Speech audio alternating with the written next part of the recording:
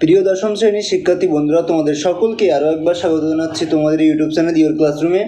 তো আজকের ভিডিওতে আমি তোমাদের এই সেকেন্ড ইউনিটের ইতিহাসের সেরা 90টি 2 নম্বর প্রশ্নের সম্পূর্ণ উত্তর সহকারে আমি তোমাদের সামনে তুলে ধরবো।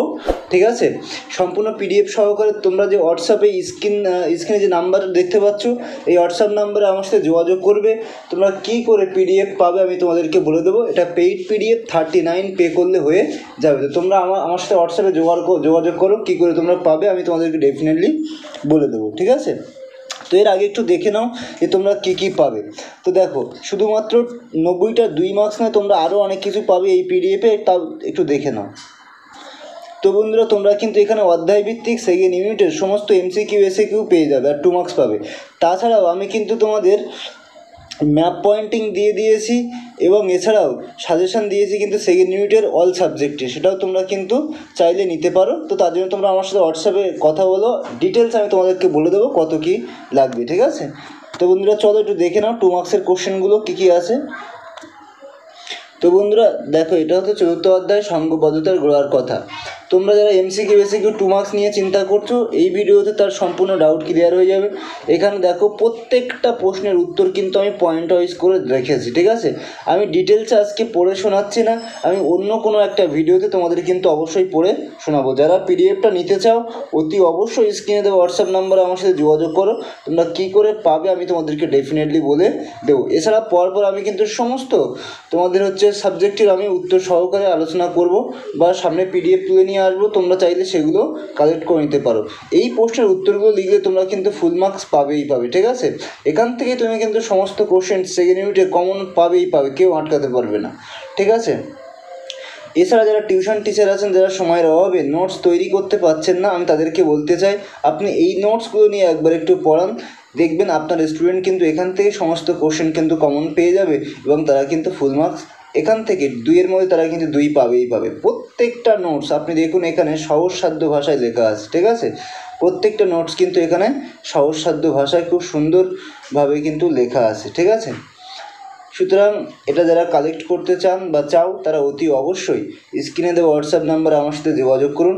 কী করে আপনারা পাবেন আমি ডেফিনেটলি আপনাদেরকে সেটা বলে দেবো। ঠিক আছে, এরপর আমরা চলে আসবো 5ম অধ্যায় বিকল্প চিন্তা উদ্যোগ। এই অধ্যায় থেকে এখান থেকেও যে সমস্ত কোশ্চেনগুলোকে আমি রেখেছি, প্রত্যেকটা প্রশ্ন পয়েন্ট ওয়াইজ করে কিন্তু এখানে তৈরি করা আছে। প্রত্যেকটাই প্রশ্ন এখানে পয়েন্ট ওয়াইজ করে তৈরি করা আছে। সুতরাং এইগুলোকে পড়ে যাওয়ার চেষ্টা করো এবং তোমার স্কুল থেকে যদি কোনো কোশ্চেন বলে দেখবি এর মধ্যে সেই কোশ্চেনগুলো হুবহু মিলে যাবে। ঠিক আছে, এখানে আমি 2-3টে করে পয়েন্ট রেখেছি। যারা একটু কম লিখতে চাও তারা 2 পয়েন্ট লিখবে, যারা বলো যে যাদের হাতে স্পিড আছে তারা অবশ্যই 3টে পয়েন্ট লেখার চেষ্টা করবে, তবে কিন্তু তুমি ফুল মার্কস পেয়েই যাবে। ঠিক আছে, 2টো লিখলেও আশা করি ফুল মার্কস পেয়ে যাবে, তবে 3টে লিখলে সেটা আরও দেখতে ভালো লাগে।